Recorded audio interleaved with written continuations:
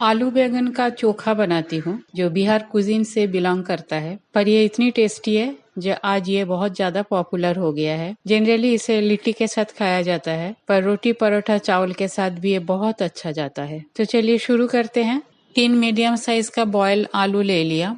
एक बड़ा साइज का बैंगन को लहसुन और मिर्च के साथ मैंने पहले बेक करके रखा। साथ में 2 टमाटर को भी बेक करके छील के रेडी करके रखा मैं। तो चलिए अभी डायरेक्ट प्रोसेस में चलते हैं। कढ़ाई में मैं मस्टर्ड ऑयल डाला और साथ में जीरा डाल दिया। जीरा बन जाने के बाद कटी हुई प्याज डाल देती हूँ। प्याज को फ्राई कर लेती हूँ। प्याज फ्राई हो गया, बॉईल किया हुआ आलू को डाल देती हूँ। आलू को मैं छोटे छोटे टुकड़े में काट लिया। प्याज के साथ इसे भी थोड़ा सा फ्राई कर लेती हूँ।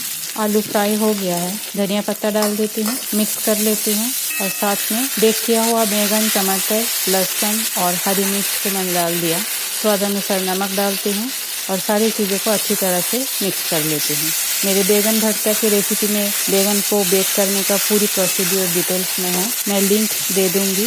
अब इन सबको अच्छी तरह से मिक्स कर लेती हूँ। आलू बैंगन अच्छी तरह से मिक्स हो गया है। आप चाहे तो यहाँ गरम मसाला, जीरा पाउडर ये सारी चीज़ें डाल सकते हैं। बैंगन का जो स्मोकी फ्लेवर है वो सप्रेस हो जाएगा, इसलिए सिंपल वे में इसी तरह से इसको बनाइए तो बहुत ही टेस्टी लगती है। अब इसको सर्व करते हैं। मेरा आलू बैंगन का चोखा या आलू बैंगन का भरता बनके रेडी है। इसको या तो लिट्टी के साथ खाइए या रोटी पराठा चावल के साथ खाइए, बहुत ही टेस्टी लगती है। थैंक्स फ्रेंड, मेरे वीडियो देखने के लिए। अच्छी लगी तो मेरे चैनल को लाइक, शेयर और सब्सक्राइब जरूर कीजिए।